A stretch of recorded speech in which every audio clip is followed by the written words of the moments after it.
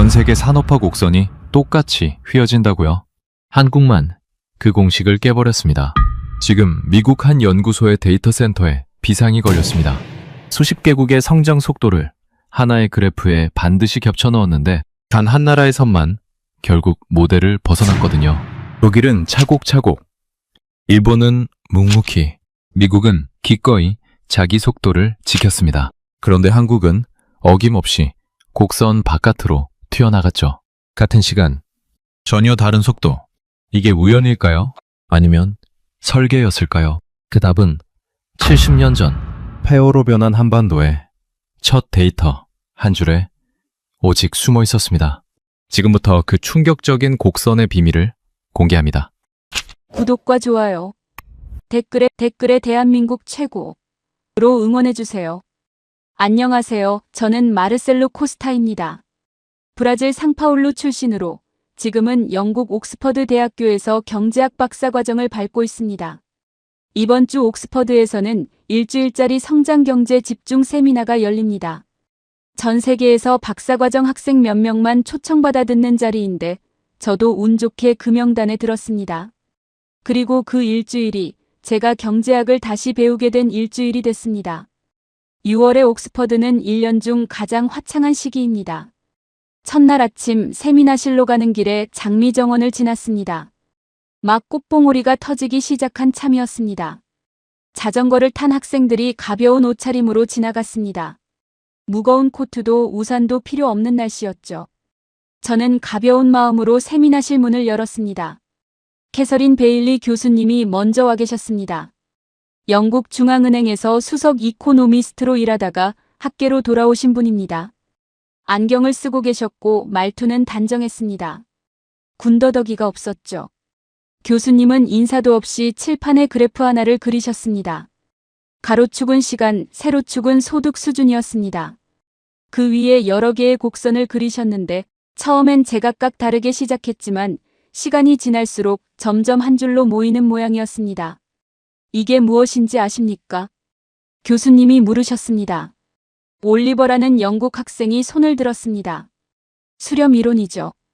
가난한 나라일수록 처음엔 빠르게 성장하다가 결국 선진국 성장 속도에 맞춰 평평해진다는 이론입니다. 교수님이 고개를 끄덕이셨습니다. 그리고 쉽게 풀어 설명하셨습니다. 마라톤을 떠올려 보세요.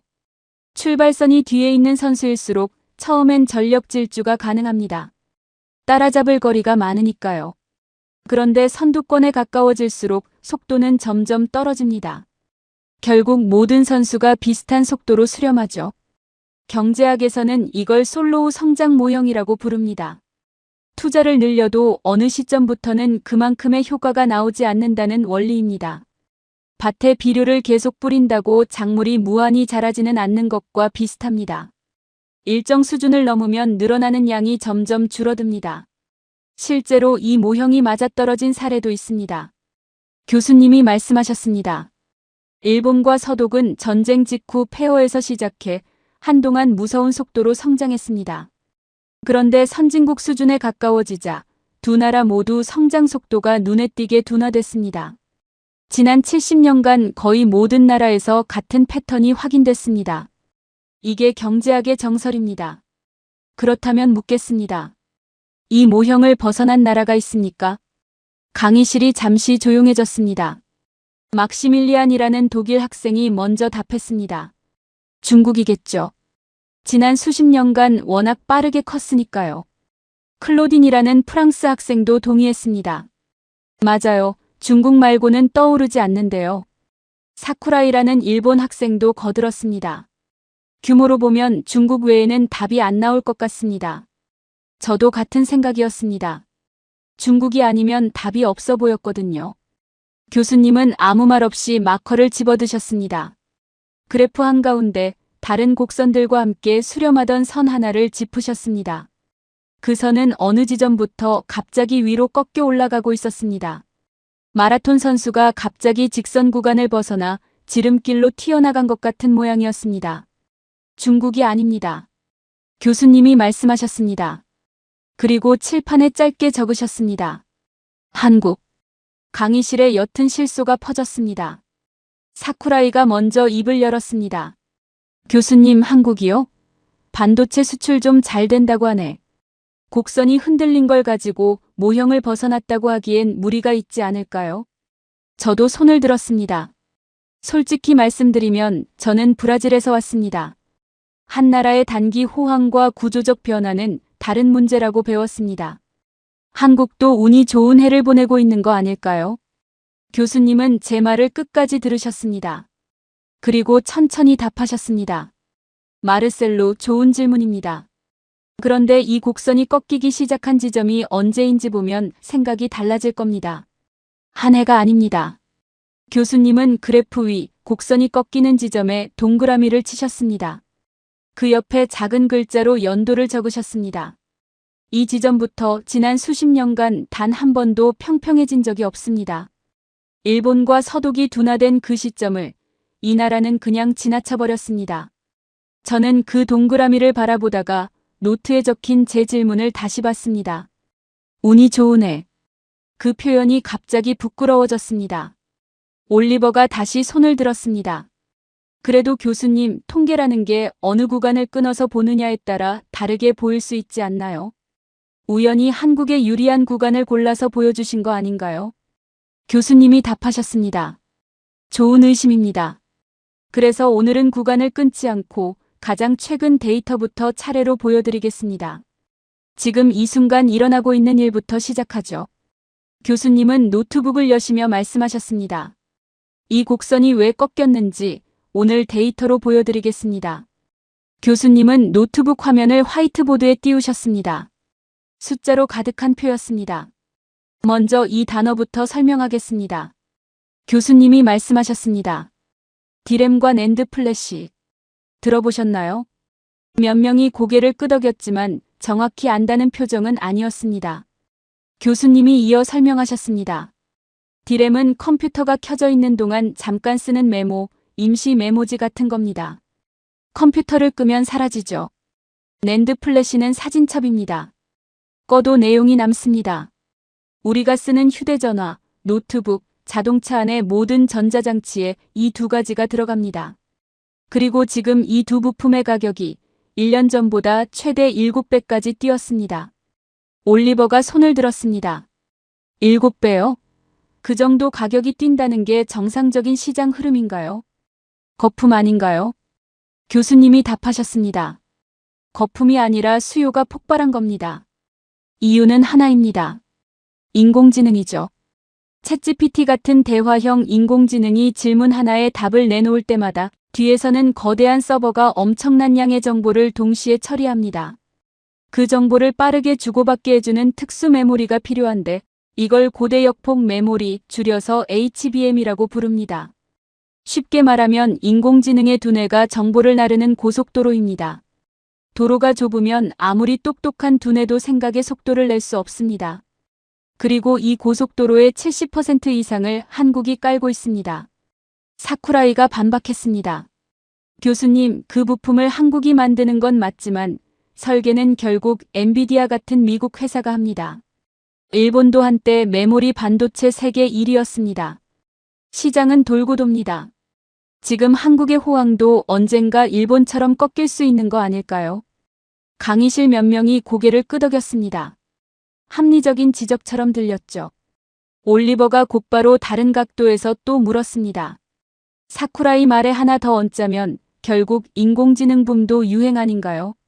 닷컴 버블처럼 꺼지면 메모리 수요도 같이 꺼지는 거 아닌가요? 교수님이 답하셨습니다. 두 분 질문 모두 일리가 있습니다. 그런데 두 분이 놓친 게 하나 있습니다. 2018년과 2019년 사이 메모리 가격이 절반 가까이 떨어진 적이 있습니다. 흔히 말하는 반도체 불황기였죠. 그때 일본 기업들과 한국 기업들이 각자 어떻게 했는지 보면 답이 나옵니다. 막시밀리안도 끼어들었습니다. 그럼 그때 일본은 뭘 했고 한국은 뭘 했나요? 사실 독일 자동차 회사들도 반도체 의존도가 높아서 이 이야기가 저희한테도 중요합니다. 교수님이 답하셨습니다. 그 불황기에 대부분의 기업이 투자를 줄였습니다. 손해를 보는 시기에 돈을 더 쓰기는 어려우니까요. 그런데 한국 기업들은 그 시기에 오히려 다음 세대 기술 개발에 돈을 더 부었습니다. 가격이 떨어지는 동안 미래 제품을 준비한 겁니다. 일본이 메모리 시장에서 멈춘 이유도 비슷한 시기였습니다. 경쟁이 심해진 게 아니라 투자할 시점에 멈췄기 때문입니다. 교수님은 화면을 넘기셨습니다. 새로운 숫자가 떴습니다. 이번 달 한국의 반도체 수출은 1년 전보다 100% 넘게 늘었습니다. 정확히는 200%가 넘습니다. 한 달치 거래액만 따져도 한국 돈으로 수십조 원 규모입니다. 미국으로 들어가는 반도체 수출만 떼어보면 1년 전보다 무려 6배 이상 늘었습니다. 저는 그 숫자를 노트에 받아 적으면서 손이 멈췄습니다. 브라질에서는 원자재 가격이 2배만 뛰어도 정부가 비상경제회의를 소집합니다. 이건 2배가 아니라 6배였습니다. 사쿠라이, 일본의 메모리 산업이 왜 꺾였는지 아십니까? 교수님이 다시 물으셨습니다. 사쿠라이는 잠시 머뭇거렸습니다. 경쟁이 심해져서 라고 답했습니다. 교수님이 고개를 저으셨습니다. 경쟁은 모든 나라가 똑같이 겪습니다. 일본이 멈춘 건 아까 말한 그 불황기, 다음 세대 기술에 투자할 시점에 멈췄기 때문입니다. 한국은 그 시점에 멈추지 않았습니다. HBM을 처음 개발한 게 10년도 더 전입니다. 그동안 쌓인 실패와 개량의 기록이 지금의 7배짜리 가격을 떠받치고 있는 겁니다. 가격은 하루아침에 오르지 않습니다. 그 가격을 받아도 될 자격을 10년 넘게 만들어 온 거죠. 교수님은 칠판에 짧게 적으셨습니다. 가속 구간. 그리고 말씀하셨습니다. 보통 어떤 산업이 정점을 찍으면 속도가 줄어듭니다. 그런데 한국의 반도체는 정점을 찍을 때마다, 그리고 불황이 올 때마다 오히려 다음 구간에서 더 빨라집니다. 가속이 끝나야 할 지점에서 다시 가속이 붙는 셈이죠. 저는 손을 들어 물었습니다. 교수님, 그렇다면 이 수요를 만든 미국 쪽 기업들은 지금 한국을 어떻게 보고 있나요? 단순한 부품 공급처로 보는 건가요? 교수님이 저를 바라보셨습니다. 그리고 묘한 표정을 지으셨습니다. 마침 묻기 좋은 질문입니다. 그 회사의 최고 경영자가 지금 이 순간 한국에 머물고 있거든요. 교수님이 화면을 넘기자 뉴스 사진 한 장이 떴습니다. 한 남자가 가죽 재킷을 입고 김포의 한 전용기 활주로에 서 있는 사진이었습니다. 엔비디아 최고 경영자입니다. 교수님이 설명하셨습니다. 세계에서 시가총액이 가장 큰 회사를 이끄는 사람이죠. 이번 주 정확히는 며칠 전 한국에 들어왔습니다. 그리고 한국 대기업 회장들을 차례로 만나고 있습니다. 올리버가 손을 들었습니다. 교수님, 그건 그냥 의례적인 방문 아닌가요? 큰 회사 회장들은 늘 서로 인사하러 다니지 않습니까? 교수님이 답하셨습니다. 의례적인 인사라면 왜 자사의 차세대 인공지능 가속기를 한국에 가장 먼저 공급하겠다는 약속까지 했을까요? 그 약속을 받은 자리가 다른 곳도 아니고 삼성전자와의 비공개 회동이었습니다. 다음 세대, 그리고 그 다음 세대 메모리 공급을 두고 깊은 협력을 논의한 자리였다고 알려졌습니다. 저는 이해가 잘 되지 않았습니다. 교수님, 그 회사가 설계를 하고 한국이 부품을 만든다면 결국 갑은 설계하는 쪽 아닌가요? 갑이 을을 찾아간 게 그렇게 특별한 일인가요? 교수님이 고개를 끄덕이셨습니다. 좋은 질문이네요. 비유를 들어보겠습니다. 아무리 뛰어난 설계자가 최고의 자동차 도면을 그려도 엔진에 들어갈 연료를 만드는 곳이 단 한 곳뿐이고 그곳이 공급을 늦추면 어떻게 될까요? 도면은 종이 위에 멈춥니다. 지금 인공지능 반도체 설계 회사들이 만나는 현실이 그렇습니다. 도면은 미국에 있는데 그 도면을 실제로 움직이게 할 메모리는 거의 전부 한국에 있죠. 사쿠라이가 다른 각도로 끼어들었습니다. 그런데 그건 거꾸로 말해도 똑같지 않나요? 한국도 엔비디아 없으면 그 메모리를 팔 곳이 없는 거 아닌가요? 서로 의존하는 관계라면 굳이 한쪽이 더 약하다고 볼 이유가 없을 것 같은데요. 교수님이 답하셨습니다. 의존은 맞습니다. 그런데 의존의 모양이 다릅니다. 한국의 메모리를 사려는 곳은 엔비디아 하나가 아닙니다. AMD, 구글, 아마존, 브로드컴 같은 다른 거대. 인공지능 기업들도 같은 메모리와 반도체 기판을 확보하려고 줄을 서 있습니다. 반면 엔비디아가 다음 세대 가속기를 만들 때 쓸만한 고대 역폭 메모리를 제대로 공급할 수 있는 곳은 사실상 두 곳, 한국의 두 기업뿐입니다. 사는 쪽은 여럿이고 파는 쪽은 둘뿐이라면 협상력은 자연히 파는 쪽에 쌓입니다. 막시밀리안이 끼어들었습니다. 교수님, 그래도 설계 기술이 더 어려운 거 아닌가요? 메모리는 결국 대량 생산 영역이지 않습니까? 교수님이 답하셨습니다. 대량 생산이라는 말이 쉬워 보이지만 그 안에는 숨겨진 난이도가 있습니다. 같은 도면이라도 누가 만드느냐에 따라 분량률이 다르고 발열 처리 방식이 다르고 다음 세대로 넘어가는 속도가 다릅니다. 이번 회동에서 다뤄진 의제 가운데 하나가 바로 그 다음 세대 메모리 규격이었습니다. 아직 세상에 나오지 않은 제품을 두고 협상한다는 건 그 협상 상대를 빼고는 다음 단계로 갈 수 없다는 뜻입니다. 클로딘이 손을 들었습니다. 그런데 이 모든 협상에 유럽 기업은 왜 안 보이나요? 유럽에도 큰 반도체 회사들이 있는데요. 교수님이 답하셨습니다. 정확히 짚으셨습니다. 유럽도 반도체에 큰 돈을 쓰고 있습니다. 다만 그 돈은 주로 설계와 위탁 생산 쪽에 들어갑니다. 첨단 메모리 그 중에서도 인공지능에 들어가는 고대 역폭 메모리 쪽에는 유럽 회사가 사실상 없습니다. 협상 테이블에 앉으려면 둘 중 하나는 손에 쥐고 있어야 하는데 유럽은 지금 둘 다 없는 자리에 서 있는 셈이죠. 이 자리에 누가 있고 누가 없는지를 보면 권력이 어디로 움직였는지가 더 분명해집니다. 세미나실 창밖으로 옥스퍼드의 초여름 햇살이 들어오고 있었습니다. 누군가는 반도체로 곡간을 채우고 누군가는 자전거를 타고 그 옆을 지나가고 있었습니다. 같은 햇살 아래 서 있어도 서 있는 자리는 전혀 다르다는 생각이 들었습니다. 저는 노트에 적던 손을 멈췄습니다. 갑과 을의 구분이 어느 순간 흐려지고 있었습니다.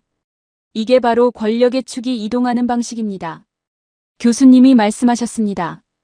큰 소리로 선언하지 않습니다. 협상 테이블의 좌석 배치가 조용히 바뀌는 거죠. 설계자가 제조자를 찾아가는 횟수가 늘어날수록 그리고 그 테이블에 앉을 자격을 가진 나라가 줄어들수록 누가 누구에게 의존하고 있는지가 분명해집니다.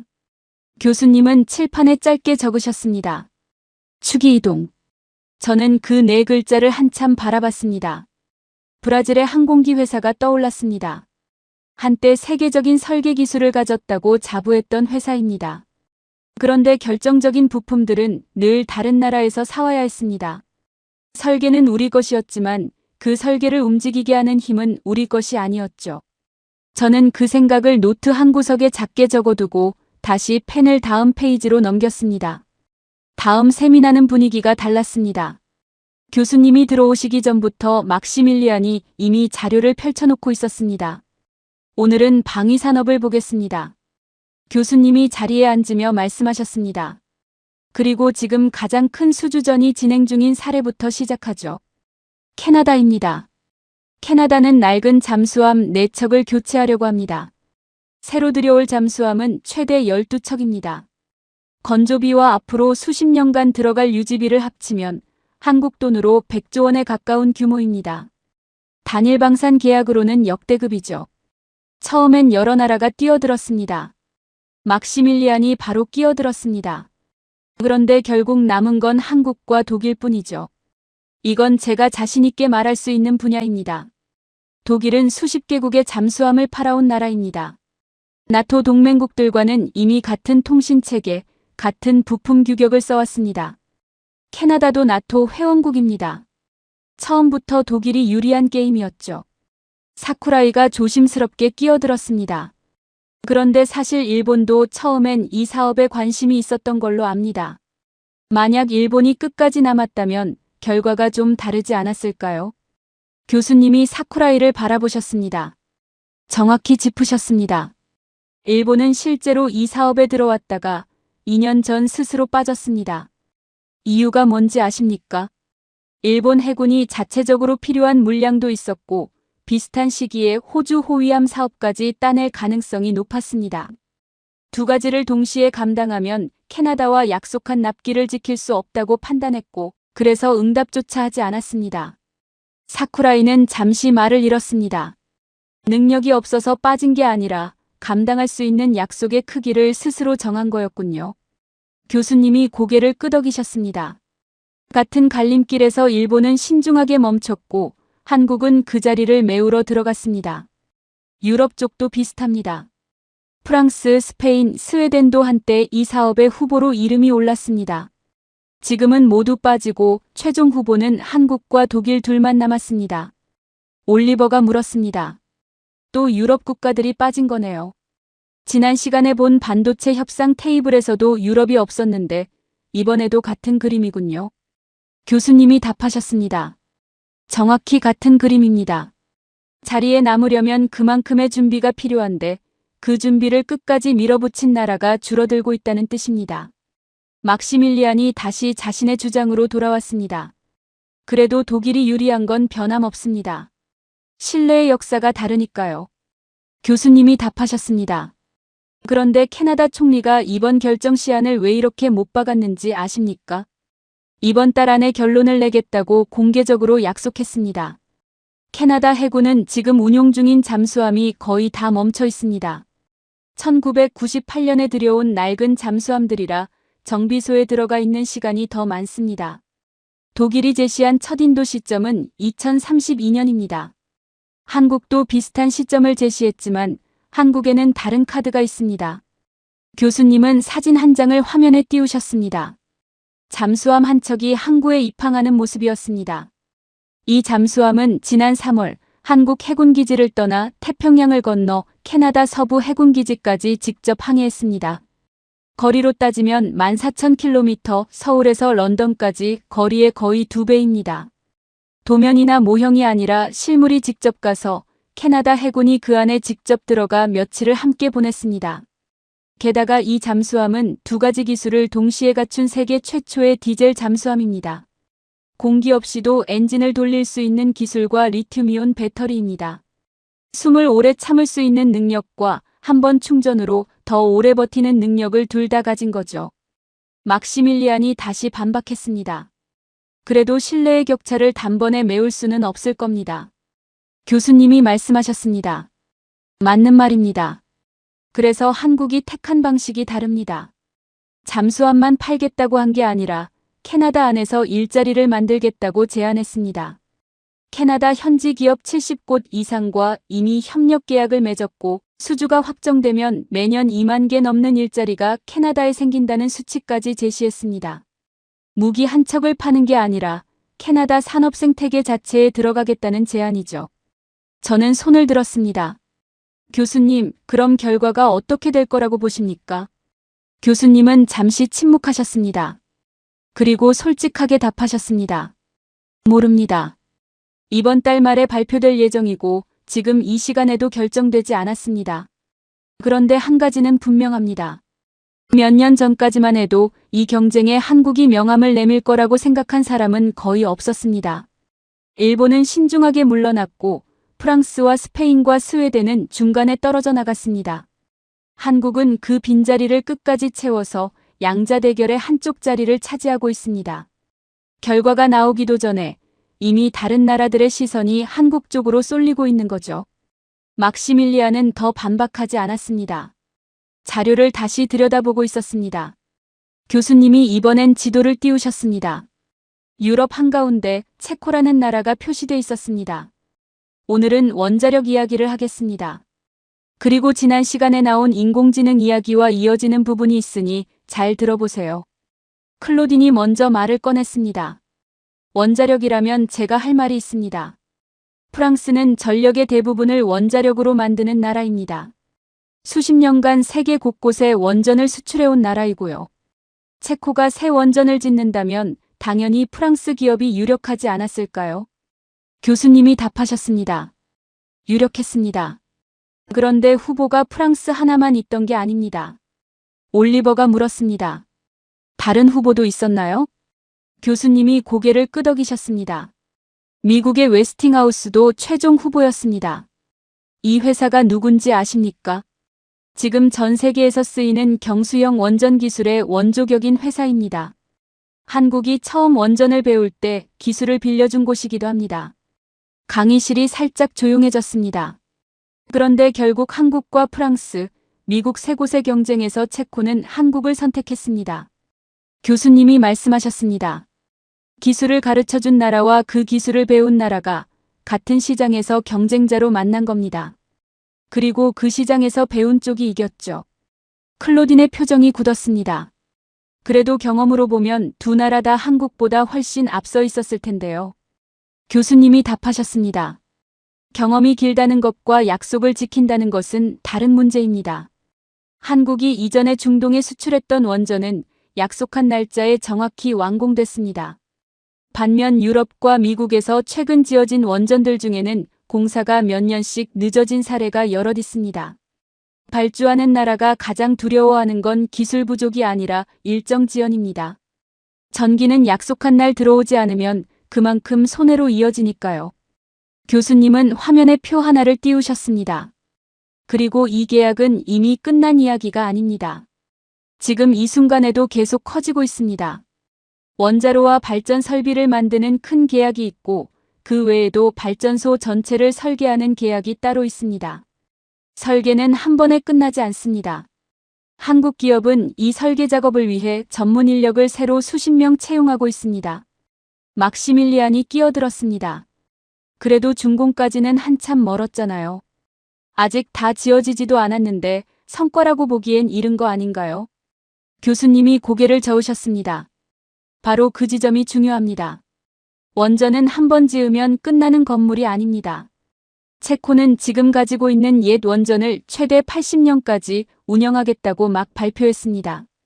한 번 지으면 수십 년 운영하고 운영하는 동안 계속 점검과 부품 교체가 필요합니다.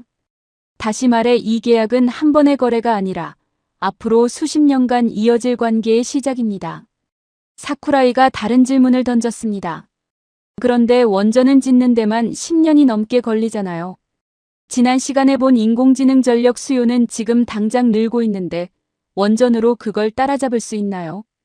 교수님이 답하셨습니다. 좋은 지적입니다. 그래서 한국은 두 갈래로 움직입니다. 큰 원전은 장기전으로 가져가고 동시에 기존 원전의 출력을 높이는 작업과 더 작은 원자로를 개발하는 작업도 병행합니다. 이 작은 원자로를 소형 모듈 원자로라고 부르는데 쉽게 말하면 큰 발전소를 짓는 대신 공장에서 미리 만들어 트럭으로 옮겨 설치하는 방식입니다. 짓는 기간이 훨씬 짧습니다. 급한 불은 이런 방식으로 끄고 큰 그림은 따로 그리는 거죠. 저는 손을 들었습니다. 교수님, 그런데 아까 인공지능 이야기와 이어진다고 하셨는데 그게 무슨 뜻인가요? 교수님이 고개를 끄덕이셨습니다. 좋은 질문입니다. 지난 시간에 본 인공지능 서버를 떠올려 보세요. 그 서버들은 전기를 엄청나게 먹습니다. 데이터 센터 하나가 작은 도시 하나만큼의 전력을 씁니다. 인공지능이 커질수록 전력 수요는 같은 속도로 커지죠. 그런데 그 전력을 안정적으로, 그것도 탄소를 적게 내보내며 만들 수 있는 방법이 마땅치 않습니다. 원자력이 다시 주목받는 이유입니다. 반도체도 한국, 그 반도체를 돌릴 전력의 핵심 기술도 한국. 이게 우연일까요? 강의실이 잠시 조용해졌습니다. 교수님이 칠판에 적으셨습니다. 흡입 현상. 그리고 설명하셨습니다. 어느 한 산업이 강해지면 그 산업과 연결된 다른 산업까지 같은 방향으로 끌려옵니다. 자석이 가까운 물건들을 끌어당기는 것과 비슷하죠. 반도체가 끌어당기고 그 반도체를 돌릴 전력이 다시 끌려오고 그 전력을 운반할 배가 다시 끌려옵니다. 캐나다 잠수함도 체코 원전도 따로 일어난 사건이 아닙니다. 같은 자석에 끌려온 결과입니다. 클로디는 더 이상 반박하지 않았습니다. 펜을 내려놓고 화면의 표를 다시 들여다보고 있었습니다. 오늘은 위기 이야기를 하겠습니다. 교수님이 자리에 앉으며 말씀하셨습니다. 올리버가 먼저 입을 열었습니다. 위기라면 보통 성장이 멈추는 시기 아닌가요? 지금까지 본 곡선이 계속 위로만 가는 줄 알았는데 위기도 그 안에 있다는 말씀이신가요? 교수님이 답하셨습니다. 위기는 모든 나라에 옵니다. 다른 건 위기를 지나는 방식이죠. 보통 나라들은 위기가 오면 일단 멈춥니다. 투자도 줄이고 새로운 도전도 미룹니다. 살아남는 게 우선이니까요. 합리적인 선택이긴 합니다. 교수님은 칠판에 연도 2개를 적으셨습니다. 1997년, 2019년. 1997년 한국은 외국에 줄 돈, 그러니까 달러가 거의 바닥났습니다. 결국 국제통화기금에서 돈을 빌려야 했죠. 그런데 그 돈을 빌리는 조건으로 부실한 기업들을 정리하고 경제구조 전체를 다시 짜야 했거든요. 보통 이런 상황에서는 미래를 위한 투자부터 줄입니다. 당장 살아야 하니까요. 클로딘이 끼어들었습니다. 그런데 그 위기 한국에서만 일어난 게 아니었잖아요. 같은 해 태국이 먼저 흔들렸고 인도네시아도 같이 무너졌던 걸로 압니다. 같은 충격을 받았다면 결과도 비슷해야 하지 않나요? 교수님이 고개를 끄덕이셨습니다. 정확한 지적이에요. 태국은 이 위기가 시작된 나라입니다. 인도네시아는 그 충격으로 정권이 무너질 정도로 흔들렸고 경제가 다시 위기 이전 수준으로 돌아오는데 거의 10년이 걸렸죠. 한국은 국제통화기금 관리체제에서 벗어나는 데 채 4년이 걸리지 않았고요. 같은 해 같은 충격을 받은 나라들인데 회복 속도가 이렇게나 달랐던 겁니다. 한국은 그 안에서 무엇을 지키고 무엇을 버릴지 직접 골랐습니다. 반도체와 조선, 자동차만큼은 오히려 투자를 더 늘렸어요. 그리고 빚을 약속한 기한보다 3년이나 일찍 갚았습니다. 저는 그 대목에서 손이 멈췄습니다. 노트 위에 펜을 든 채로 잠시 가만히 있었죠. 사쿠라이가 조용히 말했습니다. 비슷한 시기에 일본도 위기가 있었습니다. 은행들이 부실 대출을 잔뜩 쌓아두고 있었는데 정부가 그 문제를 정리하지 않고 한참 끌었거든요. 결국 그 시기를 잃어버린 10년이라고 부릅니다. 교수님이 답하셨습니다. 좋은 비교예요. 일본은 외부에서 돈을 빌릴 필요가 없을 만큼 부유한 나라였습니다. 그런데 그게 오히려 결정을 늦추는 핑계가 됐죠. 당장 망하지 않으니 굳이 아픈 결정을 서두를 이유가 없었던 거고요. 부실 정리를 미루고 미루다가 그 잃어버린 10년이 나중엔 잃어버린 20년이라는 말로 늘어났습니다. 한국은 반대였어요. 당장 망할 수 있다는 압박이 있었기 때문에 결정을 미룰 여유가 없었던 겁니다. 교수님은 두 번째 연도로 넘어가셨습니다. 2019년 일본이 한국에 반도체 만드는데 꼭 필요한 핵심 소재 몇 가지의 수출을 막았습니다. 한국이 그동안 거의 전부 일본에서 사오던 재료들이었죠. 보통 이런 상황에 놓이면 협상 테이블에 나가서 양보안을 찾습니다. 대체할 곳이 없으니까요. 막시밀리안이 물었습니다. 한국은 그렇게 안 했나요? 교수님이 답하셨습니다. 그 재료들을 직접 만들겠다고 선언했습니다. 구체적으로는 반도체 회로를 새기는 데 쓰는 감광액, 그리고 표면을 정밀하게 씻어내는 데 쓰는 화학물질 같은 것들이었거든요. 몇 년 안에 상당 부분을 실제로 국산화했고요. 지난 시간에 본 그 메모리 HBM을 만드는데도 이 소재들이 들어갑니다. 결국 그 위기가 지금의 반도체 경쟁력으로 이어지는 한 조각이 된 거죠. 교수님은 화면에 그래프를 다시 띄우셨습니다. 첫날 봤던 곡선이었습니다. 1997년과 2019년 자리에 작은 점이 표시돼 있었죠. 그 점들 모두에서 곡선은 잠깐 흔들렸을 뿐 한 번도 아래로 꺾이지 않았습니다. 다른 나라였다면 이 점들이 곡선을 평평하게 만들었을 겁니다. 교수님이 말씀하셨습니다. 태국과 인도네시아에서는 실제로 그랬어요. 일본에서는 위기 자체를 미루다가 잃어버린 시간이 됐고요. 한국에서는 오히려 다음 가속 구간의 출발점이 됐습니다. 위기를 멈추는 이유로 쓰지 않고 무엇을 지킬지 고르는 기준으로 썼다는 차이죠. 강의실이 조용해졌습니다. 올리버가 작게 중얼거렸습니다. 같은 시험지를 받았는데 점수가 이렇게 다르게 나오는 거군요. 저는 노트를 내려다봤습니다. 1980년대 브라질도 비슷한 자리에 있었습니다. 외채가 쌓였고 국제기구에 돈을 빌렸고 산업정책을 다시 짜야 했죠. 그때 무엇을 지키고 무엇을 놓았는지 저는 정확히 기억하지 못했습니다. 아니, 기억하지 못하는 게 아니라 떠올리고 싶지 않았던 것 같습니다. 교수님이 저를 바라보셨습니다. 마르셀로, 표정이 좀 다르군요. 괜찮습니까? 저는 펜을 내려놓고 아무 말도 하지 못했습니다. 교수님은 다음 세미나에 들어오시자마자 칠판에 아무것도 적지 않으셨습니다. 그냥 저를 바라보셨죠. 마르셀로, 지난 시간에 끝내지 못한 질문이 있었죠. 오늘은 제가 먼저 묻겠습니다. 브라질은 왜 같은 시간대로 가지 못했다고 생각합니까? 강의실의 모든 시선이 저에게 쏠렸습니다. 저는 처음엔 방어적으로 답했습니다. 1980년대에 미국이 금리를 급격히 올리면서 달러로 빚을 낸 나라들이 한꺼번에 위기를 맞았거든요. 브라질도 그중 하나였습니다. 외부 충격이 워낙 컸고 그 이후로 회복하는 데만 10년 넘게 걸렸죠. 교수님은 조용히 들으셨습니다. 그리고 답하셨습니다. 같은 시기에 한국도 외채가 적지 않았어요. 외부 충격은 비슷하게 받았죠. 그런데 묻겠습니다. 브라질은 그 시기에 아무 산업 정책도 없었습니까? 저는 잠시 멈췄습니다. 사실은 있었거든요. 1980년대 브라질 정부는 자국 컴퓨터 산업을 지키겠다며 법을 만들었습니다.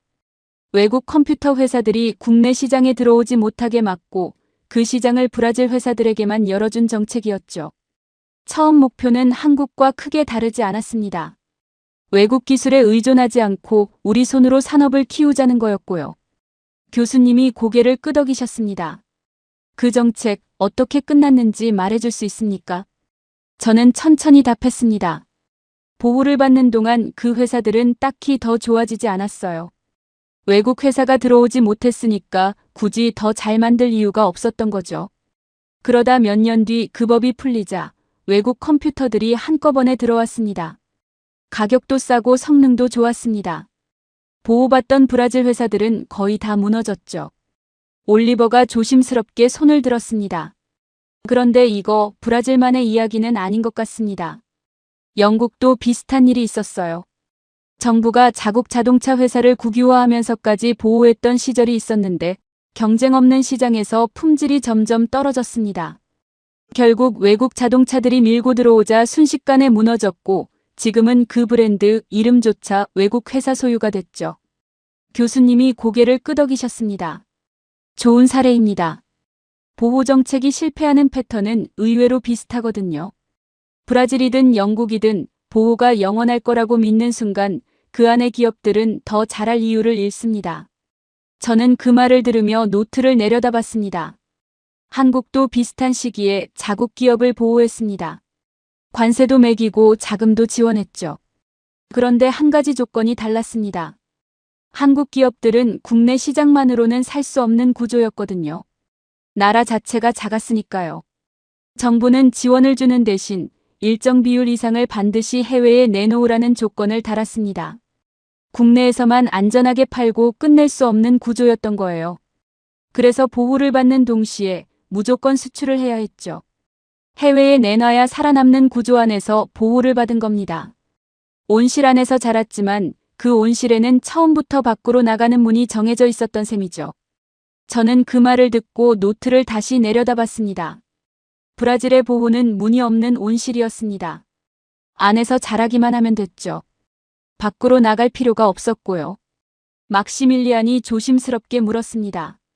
그럼 결국 보호 자체가 문제였던 게 아니라 보호의 설계 방식이 문제였다는 말씀이신가요? 교수님이 답하셨습니다. 정확합니다.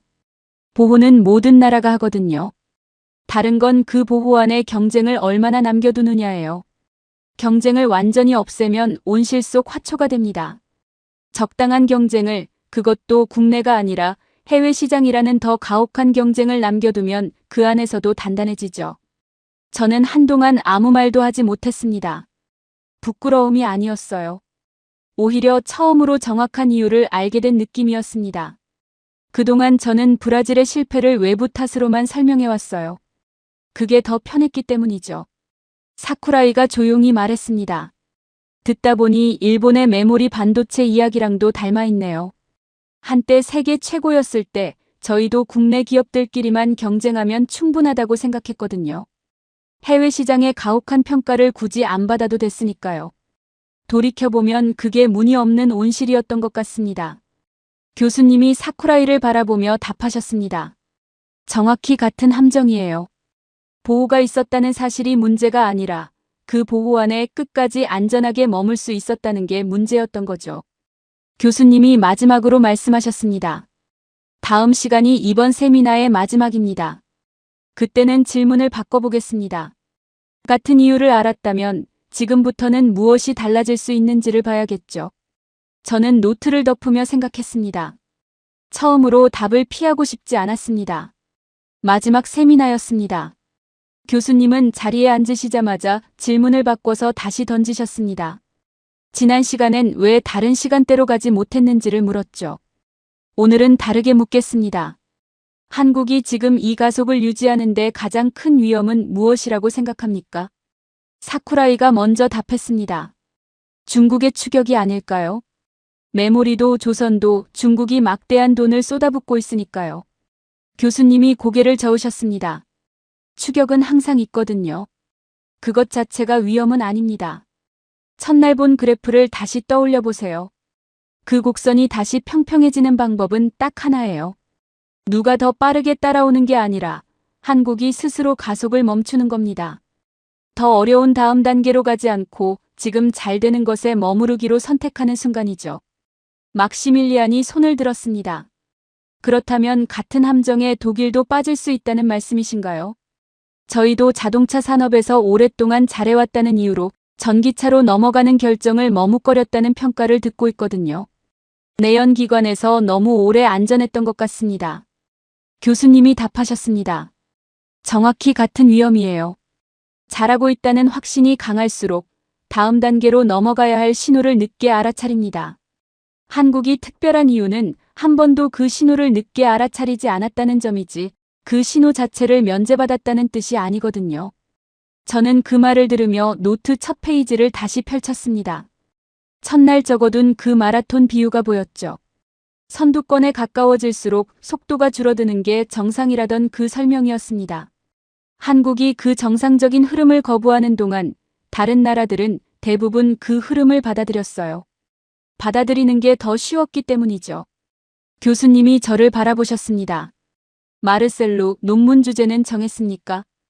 아직입니다. 라고 답했습니다. 교수님이 말씀하셨습니다. 한국과 브라질을 같이 보세요. 둘 다 보호 정책을 썼습니다. 둘 다 위기를 겪었고요. 결과만 비교하면 답이 안 보입니다. 그 보호 안에 경쟁이 얼마나 남아 있었는지, 위기가 왔을 때 무엇을 지키기로 선택했는지를 비교하면 답이 보이거든요. 결과가 아니라 설계를 보세요.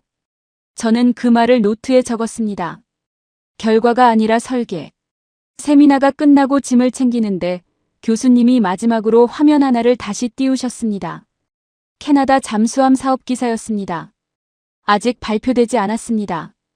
교수님이 말씀하셨습니다. 이번 주 안에 결론이 날 거라고 하죠. 누가 이길지는 모릅니다. 그런데 몇 년 전까지 이 경쟁의 양자 대결에 한국이 들어가 있을 거라고 믿은 사람이 얼마나 있었을까요? 저는 화면을 바라보다가 조용히 답했습니다. 아무도 없었을 겁니다. 세미나실을 나서는데 클로딘이 옆으로 다가왔습니다. 솔직히 처음엔 자존심이 좀 상했어요. 원전도 잠수함도 늘 저희 쪽이 더 오래 해온 일이라고 생각했으니까요. 그런데 지금 보니 오래 했다는 것과 끝까지 약속을 지킨다는 건 다른 문제였던 것 같아요. 올리버도 한마디 덧붙였습니다. 저는 이번 주 내내 한국을 그저 큰 회사들이 몰려있는 나라로만 봤는데 사실은 매번 같은 방식으로 선택해온 나라였더라고요. 사쿠라이가 마지막으로 말했습니다. 솔직히 첫날엔 교수님이 너무 과장한다고 생각했어요. 한국이 뭐가 그렇게 특별하냐고요. 그런데 지금은 다르게 생각해요. 한국이 특별한 게 아니라 우리가 어디서 멈췄는지를 몰랐던 거였어요. 저는 그 말들을 들으며 천천히 고개를 끄덕였습니다. 숙소로 돌아와 노트 첫 장을 다시 펼쳤습니다. 일주일간 적어둔 4단어가 차례로 눈에 들어왔죠. 변곡점, 가속구간, 추기이동, 흡입현상. 저는 그 아래 한 줄을 적었습니다. 같은 시간 동안 같은 위기 속에서 다른 선택을 반복한 결과. 그리고 그 옆에 작게 한 문장을 더 적었습니다. 브라질에게도 같은 시간이 있었다. 다른 건 그 시간 안에서 무엇을 골랐느냐였다. 저는 노트를 덮으면서 논문 주제를 정했습니다. 결과를 비교하는 논문이 아니라 선택을 비교하는 논문이 될 것이었습니다. 같은 시기에 보호받은 산업들이 왜 어떤 나라에서는 수출이라는 가혹한 시험을 통과해야 했고 어떤 나라에서는 그 시험 자체가 면제됐는지 그 설계의 차이를 추적하는 게 제 다음 몇 년의 일이 될 것 같았습니다. 세미나실 창밖, 옥스퍼드의 장미는 일주일 전보다 더 활짝 피어 있었습니다. 같은 일주일이 지나갔는데 제 눈에 보이는 건 완전히 달라져 있었죠. 한국이라는 나라는 같은 시계를 거부한 나라였습니다. 그리고 지금 이 순간에도 그 시계는 멈추지 않고 있었습니다. 영상을 끝까지 시청해 주셔서 감사합니다.